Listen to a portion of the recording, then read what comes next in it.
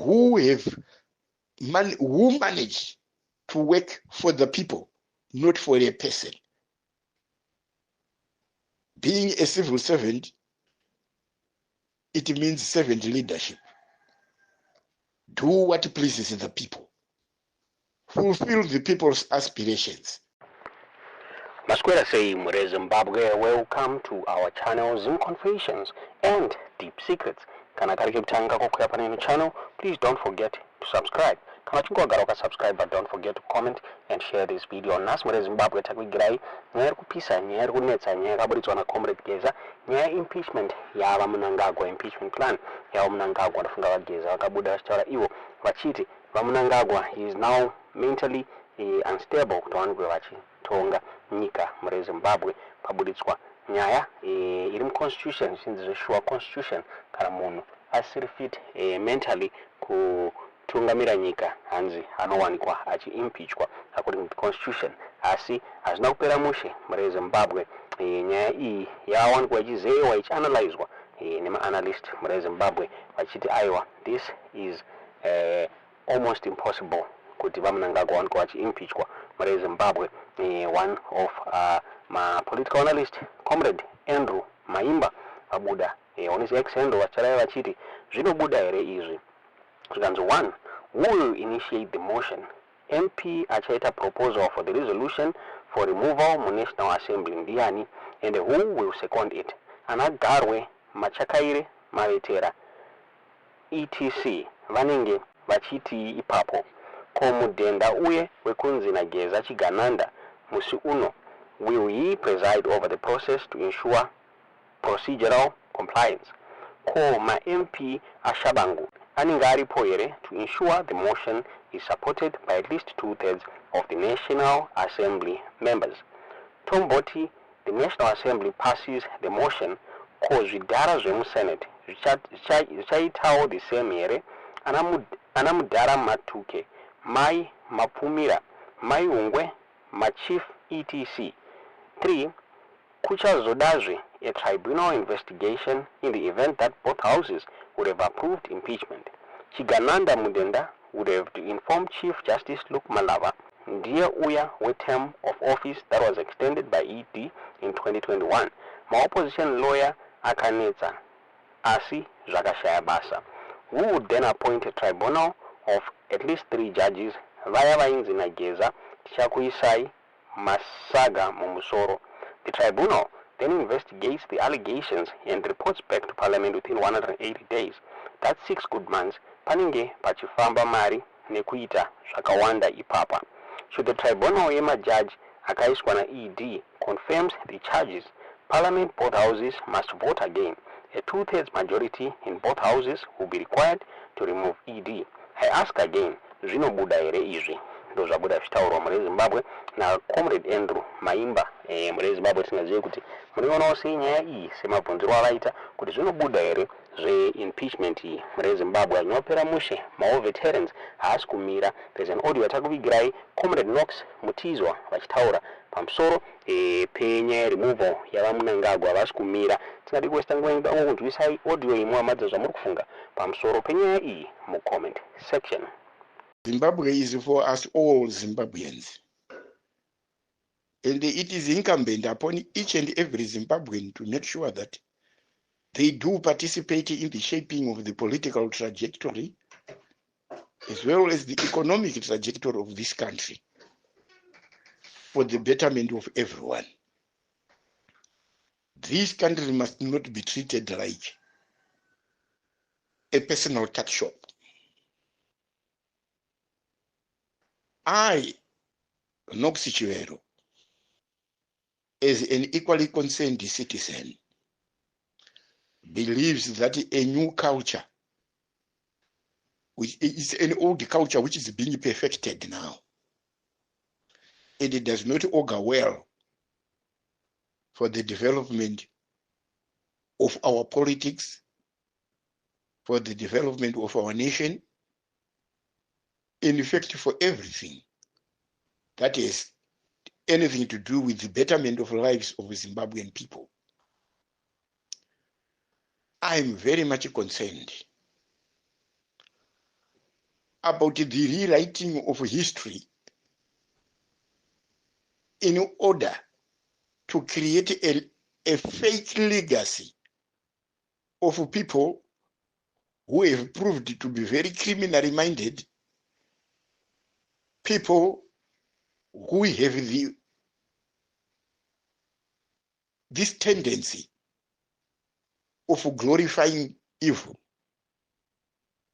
and want to portray it in a positive image. I've read an article where the current Speaker of Parliament, Jacob Mdenda, his legacy is being glorified. And yet, we believe that Jacob Mdenda is at the center of the subversion of parliamentary constitutionalism. He is the man who facilitated Chabangu to withdraw legitimate representatives of the people. He connived with Chabangu, the renegade, who was not representing anybody, who happened to be a proportional representative in the Senate. And he was an acting secretary general of a political party who did not possess sufficient power to institute changes and recall members of parliament elected by the people.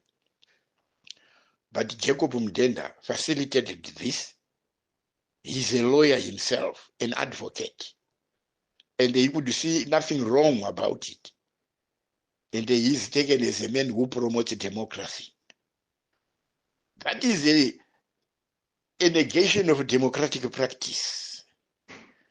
And I don't see why people should try to create an image of him as a hero. He is actually an embarrassment to all those in the legal fraternity, and let alone a Speaker of Parliament. Again, there is this other culture of promoting Zvigananda culture. The politics of co-option started well back in 1977 in ZANU. When at the Chimoyo Congress in 1977, Robert Mugabe co-opted his Zulu acolytes and others to constitute the Central Committee of ZANU. And he elevated himself to the position of president of ZANU. The politics of representation, the politics of co-option is non-representative because those co-opted are not representatives of the people. They have to be elected. Their loyalty is to the appointer. So this is where the problem lies. Now we are witnessing exactly the same scenario where Kudata Gwirei is being co-opted. He has been co-opted by the ZANU PF Harare province to be a Central Committee member. All co-opted people are appointed. They are appointees of the appointing authority. The truth of the matter is these central committees and these provincial structures are manned by people who have been appointed. The majority of them have been appointed, especially the chairman. The chairpersons are appointed by the president. So their loyalty is to the president and not to the party. These are structures which are loyal to the president.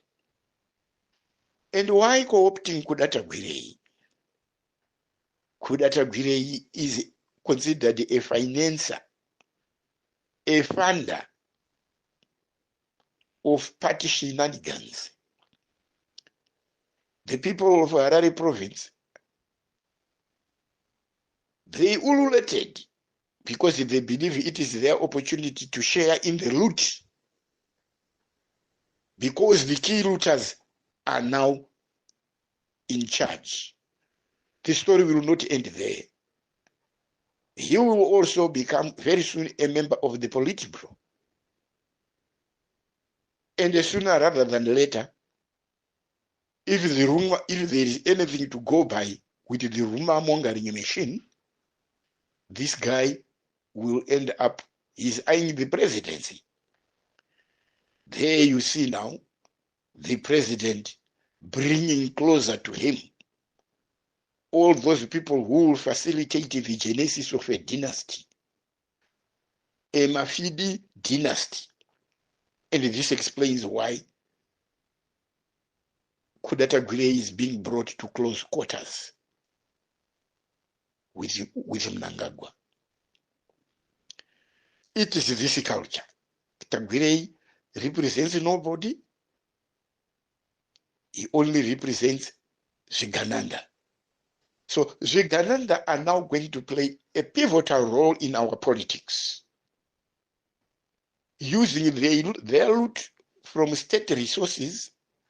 They've been aided and abated by the state through their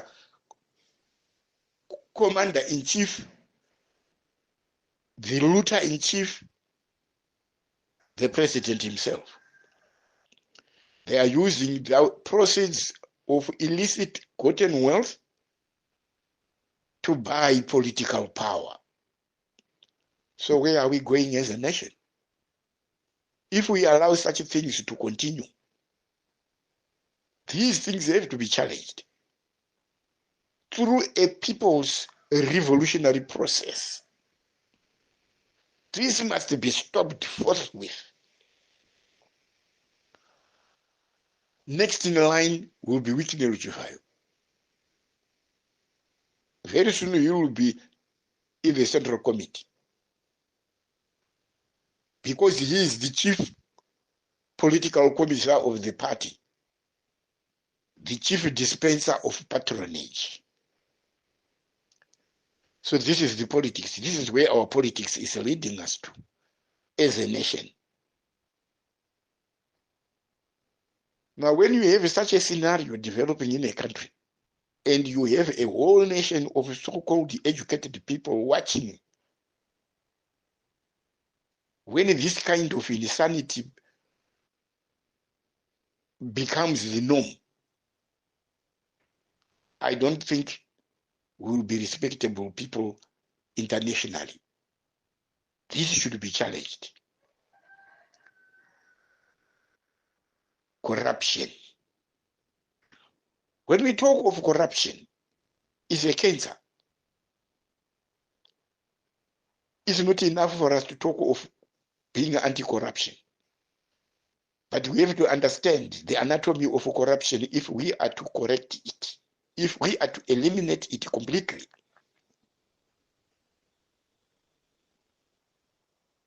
It all starts with our government-owned institutions, state-owned institutions. If they are captured, when you have corrupt cadres deployed to head those institutions, that's where all corruption starts. Because the state-owned enterprises become the vehicles of dispensing patronage. And the people who staff these entities are corrupt to the core. We have to fight this through thick and thin. The mandates of state-owned enterprises must be clearly defined. And the people who head these state-owned enterprises must be ethical individuals who manage to work for the people, not for a person. Being a civil servant, it means servant leadership. Do what pleases the people fulfill the people's aspirations. Politicians are the worst breed of creatures in this world. They are hypocrites and conmen. And if you dance to their whims, to the whims of politicians, politicians are loyal to themselves. Politicians are loyal to their political parties. They are not necessarily patriots. Patriots are loyal to their country. So there is a difference between a patriot and a politician. Be loyal to Zimbabwe and do the needful. These are some of the things that we as Zimbabweans we've got to look into, scrutinize them, bring everything under the microscope. Politicians are turncoats. Politicians betray people along the way. Politicians can be bribed to dump principle. It has happened. A lot of things happen behind the scenes. And most people will be shocked to the core when they discover that even some of their trusted politicians have been bribed. They have been bribed. This is the problem we are facing as a nation. We want genuine people. If you choose to be a politician in spirit. And don't be a politician who pursues self-aggrandizement. Politicians are not supposed to be people who pursue their parochial interests, self-seeking parochial interests, rent seekers. No. But unfortunately, this is the culture of most of our Zimbabwean politicians. They have developed that culture, be they in the ruling party or in the opposition. This must come to a stop. Political parties, all of them must self-introspect. They must reinvent themselves. They must always replenish their political brain power with younger generations. And they are blended together with the old ones in order to maintain institutional memory. This reinvention of political parties and their culture of operation is very necessary. And the opposition, like our current state, is nothing to do with opposition parties. It is a very clear cut, a very clear struggle between the ruling class represented by YaMnangagwa and the people of Zimbabwe, who are not represented by any political party. The people of Zimbabwe are representing themselves. This must be clearly understood. The people of Zimbabwe are protesting in their own individual capacities as citizens of the Republic of Zimbabwe. This is the way to go. State institutions have been captured. The judiciary has been captured. The Constitutional Court has got constitutional judges whom I doubt very much if they know a lot about constitutional law. Some of these people just started the constitutional law in their first years at the law of the School of Law.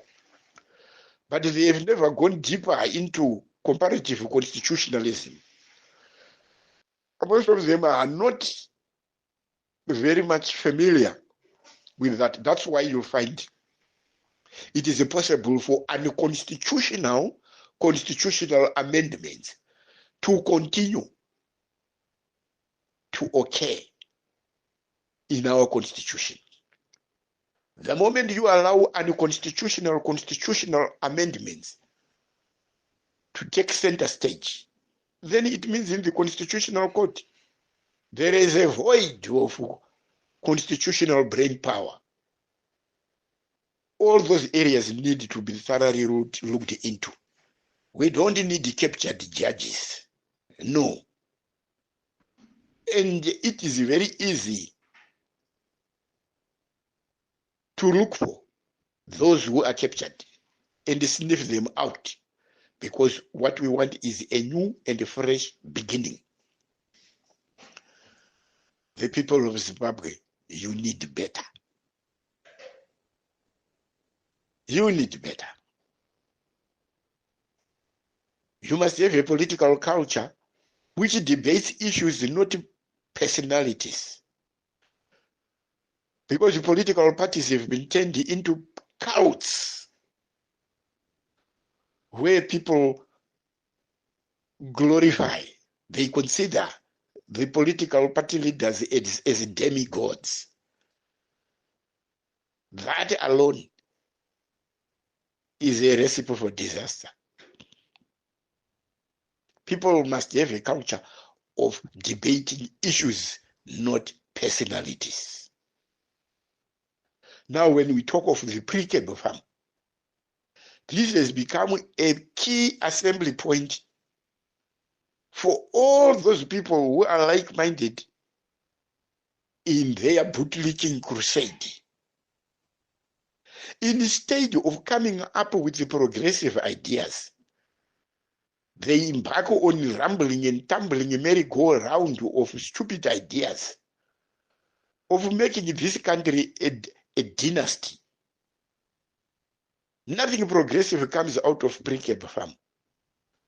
Compare it with the South African Rivonia farm, where Nelson Mandela and his colleagues were planning to topple the apartheid regime. Pre-cable farm has become a total antithesis of the Rivonia farm outside Pretoria. This is the problem we are facing in this country. Parallel structures from those which are official as far as the party is concerned are being formed.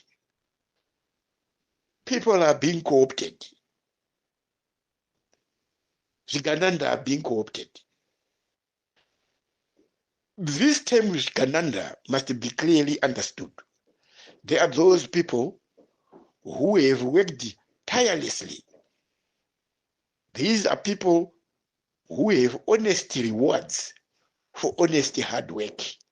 And those people are not Zvigananda.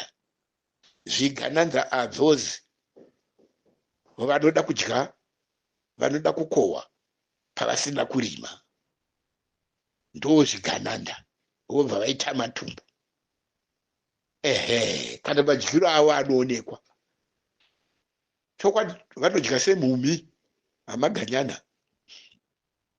Ndo Zvigananda manje. Ndo Zvigananda izvo. They are different from those people who have honest rewards for honest hard work. Hazvisi Zvigananda izvozvo. Otherwise, as a nation, tingasvingopedzisira taane a negative culture isingaite glorify success, genuine success, tongoiti zvese Zvigananda. No, that's not it. So I'm calling upon you fellow Zimbabweans, kuti this thing ichi, chakatangwa nevanhu ichi, this M31 People's Revolution, it seeks kuti chigadzirise zvese zvinhu izvi.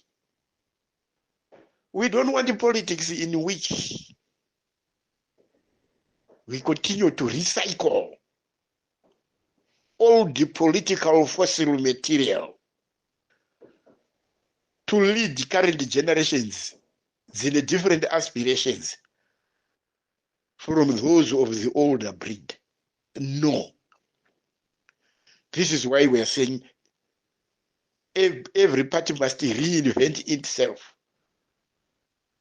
Because kupererwa zvakunozvilead to, you'll find that because of this recycling of all the political fossil material within ZANU-PF, vapererwa And in their counter strategies or counter propaganda to the M31 movement, they are now relying more on their political power dynamos. These turbocharged hooligans, thugs, scumbags, charlatans and sycophants, codenamed Varakash. Indeed, they are Varakash. They are Varakash. They are freebooters. They kill. They don't reason. They don't reason. They use instinct. They don't have brain power. This is the problem of a political party failing to reinvent itself. It now relies on fear-mongering, abductions, assassinations. Those are the consequences of a party which is dying. The 31 movement, the People's Revolutionary Forces, the people themselves constitute that movement, and everything will be all right. Within a very short space of time, never lose hope. Victory is certain. Thank you.